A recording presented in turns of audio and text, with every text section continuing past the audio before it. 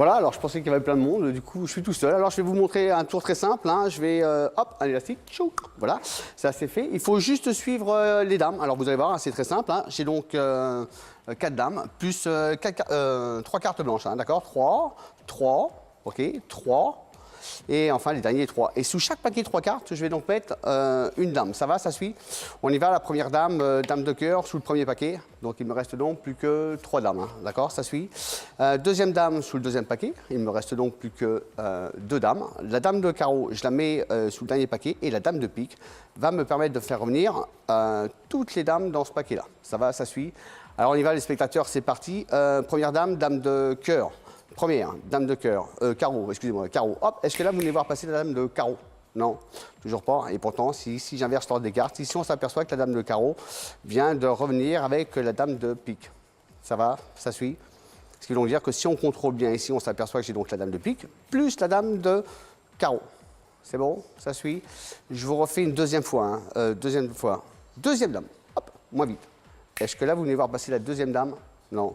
Et pourtant, si on inverse l'ordre des cartes, ici, on s'aperçoit que la deuxième dame, hop, vient de repasser dans le premier paquet. Ça va, ça suit? Ça n'a pas été trop vite?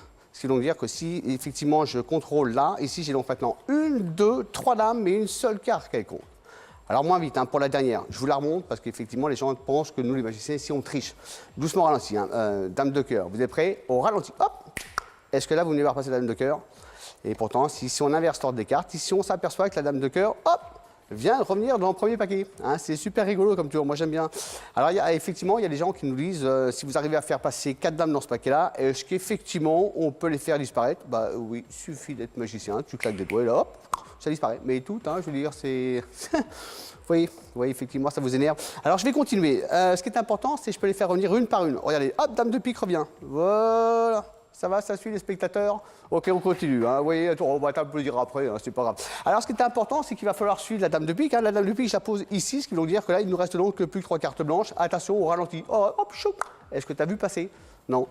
Et pourtant, c'est revenu. Enfin, à ce qui paraît, c'est revenu, parce qu'effectivement, ça revient complètement, d'accord? Je peux aussi les poser invisiblement sur chaque paquet, et normalement, toutes les dames reviennent dans leur paquet initial, et l'avantage de ce tour-là, c'est qu'effectivement, tout peut être donné, examiné, et il n'y a absolument rien à voir, donc voilà. Merci.